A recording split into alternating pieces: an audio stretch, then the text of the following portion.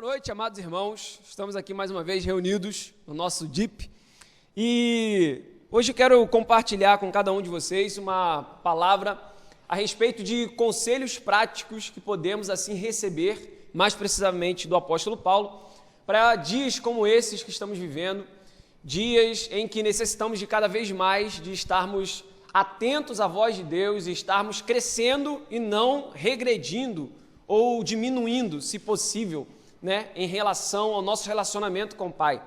Então, para isso, eu gostaria de convidá-los agora, nesse momento, a abrirem suas Bíblias em 1 Tessalonicenses, capítulo 5, versos do 16 até o 22. 1 Tessalonicenses, capítulo 5, versos 16 ao 22. E a gente vai estar pensando, a respeito desses versos e assim absorvendo as verdades que a gente pode aplicar a esse momento nosso. Todos acharam? Vou esperar a irmãzinha ali. Então, 1 Tessalonicenses 5, 16 ao 22. Vamos à leitura do texto, vamos ler esse trecho em uma só vez, depois a gente volta para pensar em cada um dos versos separadamente. Verso 16 diz o seguinte: estejam sempre alegres, nunca deixem de orar, sejam gratos em todas as circunstâncias, pois essa é a vontade de Deus para vocês em Cristo Jesus. Não apaguem o espírito, não desprezem as profecias, mas ponham à prova tudo o que é dito e fiquem com o que é bom. Mantenham-se afastados de toda forma de mal. Vamos estar orando, depois a gente prossegue com esse momento. Oremos. Amado Deus e Pai, quero te pedir que nesse instante esteja nos orientando a percebermos e aprendermos com Tua palavra mais uma vez nessa noite, Pai. Eu quero te pedir que o Senhor oriente o meu coração agora, nesse instante, e a cada um, ao ter assim, Deus, ao perceber essas palavras, para que venhamos juntos a entender, ó Deus, a assim aprender mais sobre o Senhor, aprender sobre o que o Senhor nos tem a dizer em meio a esse tempo em que precisamos mais uma vez ouvir a sua voz de forma nítida e que estamos aqui tentando assim viabilizar meios disso, de termos nossa vida alicerçada ao Senhor e de podermos assim, ó Pai, colocarmos o nosso coração, o nosso vigor, a nossa força em buscar o Senhor, porque tempos de crise carecem também de busca ao Senhor, busca incessante ao nosso Pai. Que o Senhor cuide de nós nesse instante e nos oriente com sabedoria. Em nome de Jesus, amém. Voltando ao texto, essa carta de Paulo aos Tessalonicenses foi uma das primeiras cartas, segundo os historiadores dizem, que Paulo assim escreveu, e ele direciona essa carta aos Tessalonicenses após a sua visitar essa cidade na sua segunda viagem missionária, e ele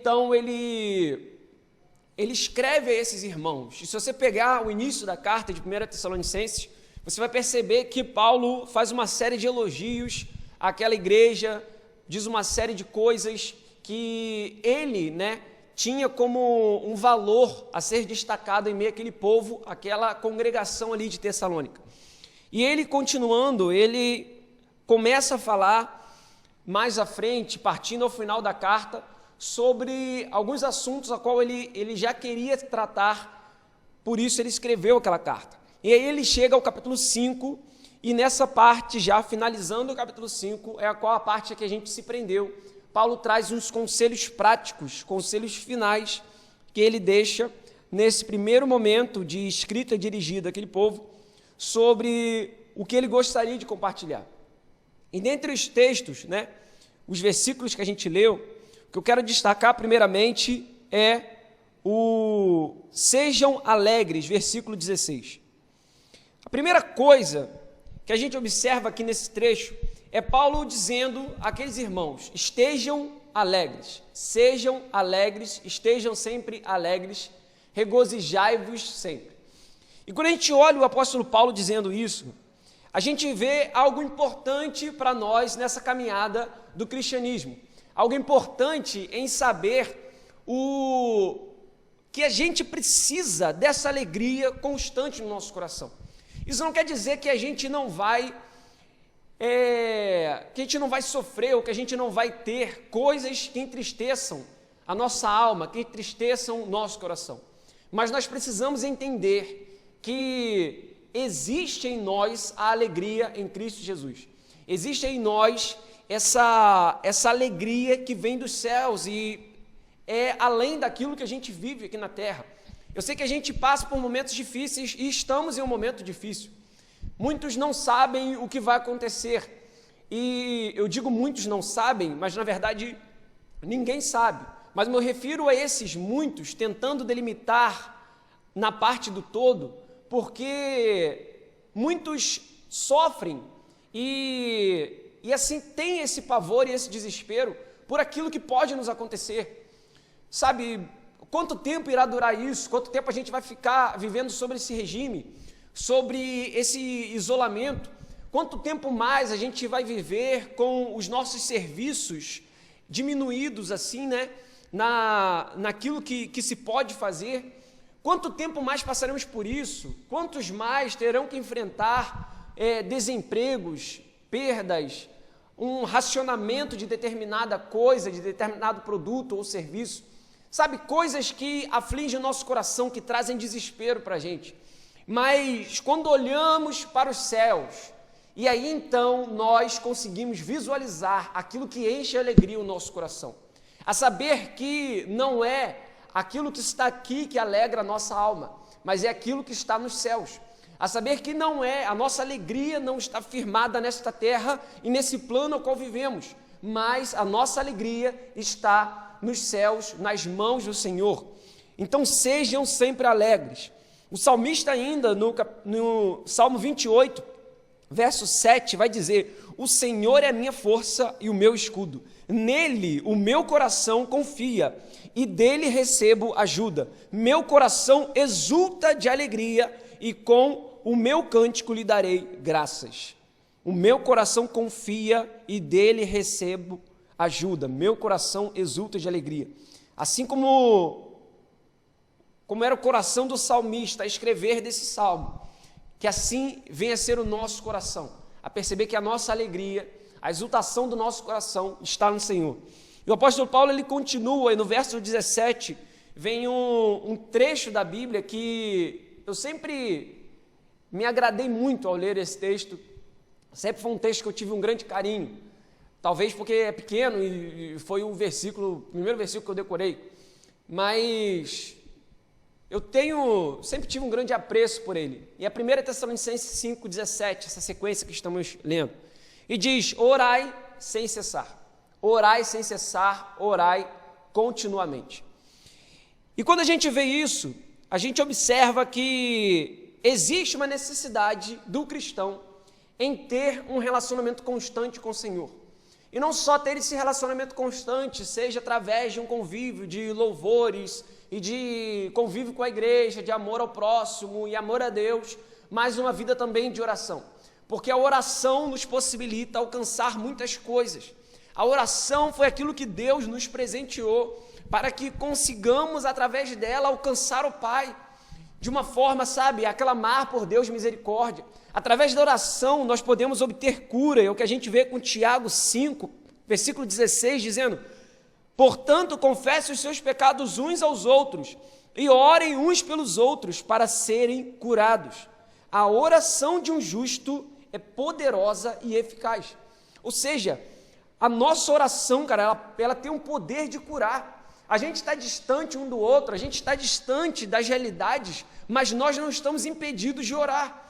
Seja no nosso quarto, na nossa cozinha, em qualquer ambiente de nossa casa, de dobrar os nossos joelhos, ou então nos colocarmos de pé, como bem queremos, e nos colocarmos diante do Senhor e orarmos, falarmos com o nosso Deus e clamarmos por vida e vida em abundância, clamarmos por cura àqueles que necessitam, clamarmos pelo fim dessa crise que o mundo todo hoje está sofrendo.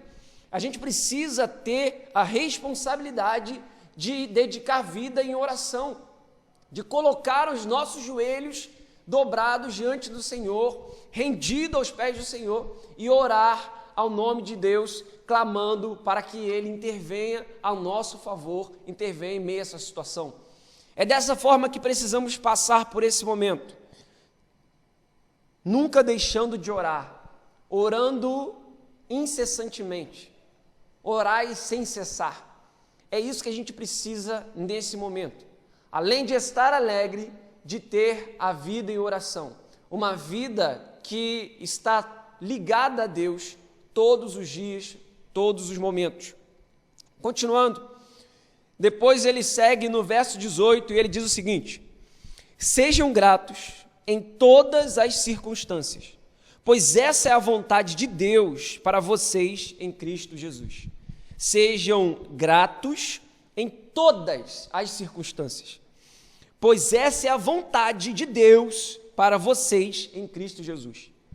Como eu falei, e esse verso aqui, ele se alinha muito o primeiro que a gente leu, o verso 16, de sejam sempre alegres, regozijai-vos sempre, porque Paulo traz essa necessidade de gratidão que precisamos ter a Deus, e diz que em todas as circunstâncias.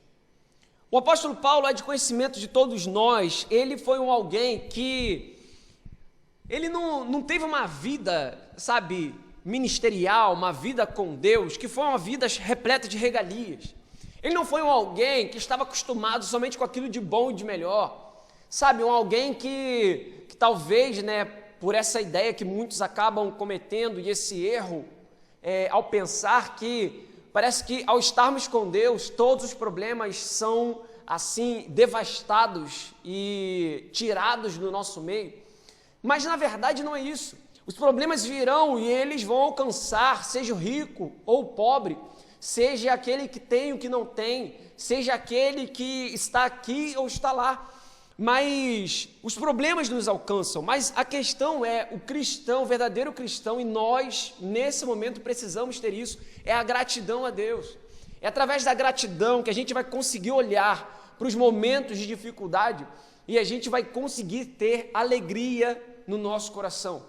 Alegria porque quando a gente olhar para o nosso lado e ver que está tudo se destruindo, quando a gente olhar para o nosso lado e ver que as coisas estão se acabando, que as coisas estão difíceis, que as coisas estão complicadas, fugindo do nosso controle, é nessa hora que a gente deve se alegrar ao lembrar daquilo que Deus já fez em nosso meio. Ao lembrar que na verdade nós não merecemos nada, mas Deus nos deu salvação. Ao lembrar que nós, na verdade, somos maus desde o início de nossa existência, mas Deus, por ser bom e misericordioso, consegue dirigir o seu olhar a nós e assim nos abençoar com relacionamento, com vida e abundância. Então, ser grato a Deus em todas as circunstâncias, é conseguir estar nesse ambiente, é conseguir estar nesse momento de crise, esse momento de escassez, de incerteza e insegurança, e mesmo assim agradecer a Deus, dizer obrigado, Senhor, porque nós sabemos o Deus em que temos crido, e sabemos que Ele é poderoso para guardar o nosso tesouro, até o dia em que iremos assim encontrá-lo com Ele. Então a gratidão a Deus, ela vai por coisas que já se passaram, e por coisas que estão acontecendo, e por coisas futuras, porque bom é o nosso Senhor, e Ele é imensamente bom. Continuando, e já partindo uma parte já final, o apóstolo Paulo continua e ele vem aqui dizendo sobre a respeito do Espírito.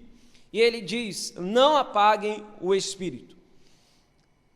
E sobre esse verso, outro verso pequeno desse trecho, é um trecho que possui vários versos pequenos, verdades simples e diretas, ele vem dizer a respeito de não apaguem o Espírito.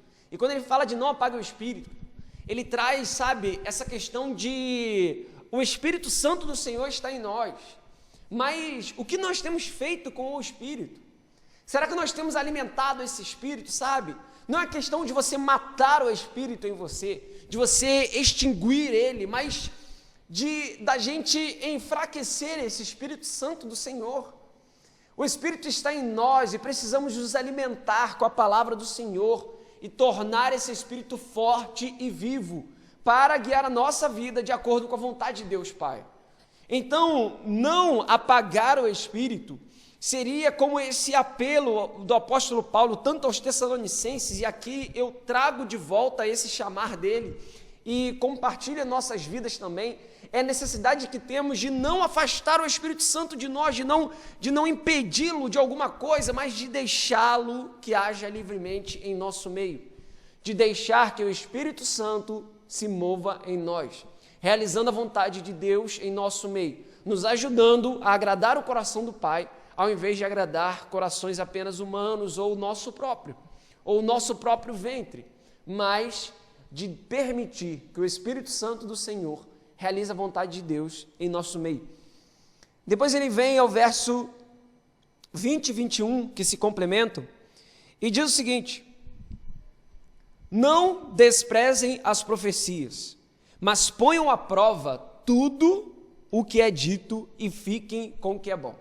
E aqui chega uma parte interessante para a gente, cara. Porque as profecias a gente pode estabelecer, né, colocar esse entendimento sobre profecias, tanto aquelas que já estão nesse livro, como aquelas que têm sido derramadas entre nós hoje em dia. A cada palavra pregada, como essa aqui, que estou aqui dando a vocês, a cada palavra que é pregada, a cada palavra que é tocada, sabe, cada palavra que nos é transmitida em nome do Senhor Deus. E o apóstolo Paulo, ele dá um recado muito interessante aos Tessalonicenses e que se faz de extrema importância para nós também, irmãos em Cristo Jesus, irmãos também em Cristo Jesus, do apóstolo Paulo, de todos os irmãos de Tessalonicenses, de cada um da face da terra que reconheçam a Cristo como seu único e suficiente Salvador e cumpra a vontade de Deus Pai, dizendo que analisem tudo, façam prova de tudo e fiquem com aquilo que é bom. E isso é interessante, como eu falei, porque hoje, cara, o que não falta nesse meio de quarentena é a questão de conteúdo chegando a nós. O tempo todo, a gente está percebendo uma série de coisas, de uma série de textos, uma série de vídeos, uma série de palavras, sejam gravadas e uma série de outras coisas que estão vindo até nós, trazendo mensagens em nome do Senhor. E o que a gente não pode fazer nesse momento, muito menos nesse momento, com essa chuva de mensagens, é desligar o nosso senso crítico, olhar para aquelas telas e apenas absorver tudo aquilo que está chegando.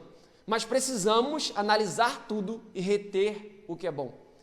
Sabe, a gente precisa ter essa crítica constante na nossa vida, e esses 2 versos, eles trazem isso de uma forma muito forte para o nosso viver.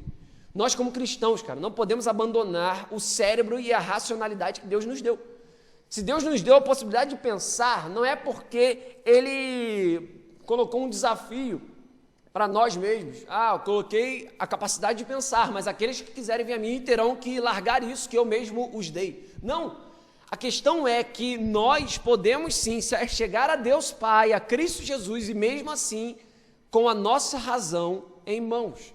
Porque através da razão também alcançamos a fé. E aqui esse texto traz uma questão de senso crítico que nós muitas vezes acabamos deixando de lado ao entrar em uma igreja. Por ali talvez espiritualizar demais as coisas e achar que tudo ali o que está acontecendo é de Deus. A gente vai ver muitas vezes homens e mulheres falando em nome de Deus, mas não trazendo uma verdade dele. Então nós precisamos ser críticos, ser como lá os judeus berianos, que analisavam aquilo que Paulo falava, conferiam com as Escrituras e viam que aquilo tinha o respaldo das Escrituras e da palavra do Senhor.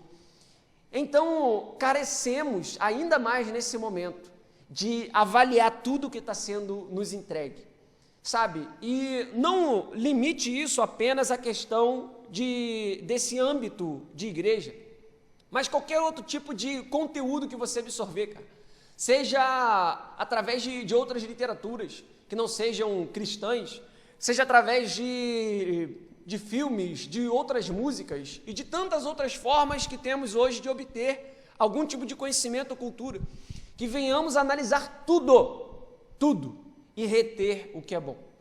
É lógico, o contrário ele não fala, mas aquilo que é mal a gente simplesmente deixa de lado.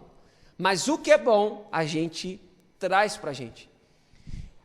E por fim, ele coloca no último verso que a gente destacou aqui, o verso 22, ele diz o seguinte: mantenham-se afastados de toda forma de mal. Talvez alguns pensem que só porque estamos motivados ao isolamento, e com isso os nossos relacionamentos sociais caem, logo, talvez, o pecado também sumiu. Mas certamente você tem convívio com alguém. Certamente você tem convívio com alguém que é inseparável de ti, que é você mesmo. E para ver pecado, é preciso haver uma vida no meio dessa relação que se estabelece. Relação impura, relação que desagrada a Deus. E sabe, nesse momento de isolamento social, nós precisamos ter a seriedade do Evangelho de Cristo conosco. Agora é o momento que estamos sozinhos em nossas casas, que estamos muitas vezes isolados, longe dos olhos de todos. E quem você tem sido, irmão? Sabe? O que você tem feito agora, nesse tempo demasiado que tem passado no seu lar, no seu secreto? Você precisa ter atenção, vigiar e orar, porque o espírito está pronto, mas a carne é fraca. E sabe, ter sua vida alicerçada no Senhor, porque esses dias carecem também de fugirmos da aparência do mal. É lógico que fugir literalmente talvez não possa, já que muitas vezes o pecado está conosco e como vamos fugir de nós mesmos?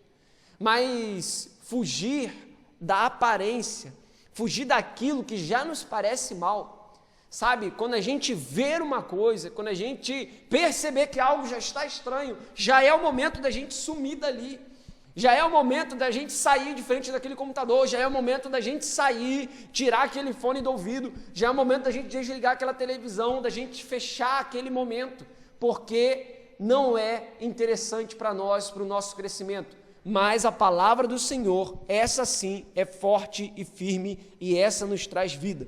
Então devemos fugir dessa aparência do mal.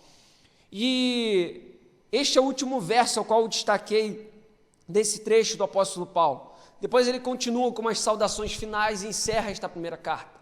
Mas eu creio que essas são verdades que precisamos ter, principalmente nesses dias, para que não venhamos abandonar o nosso Deus que não nos abandonou, para que venhamos nos alegrar, orar, agradecer, alimentar o Espírito, analisar as profecias, reter o que é bom e fugir do mal.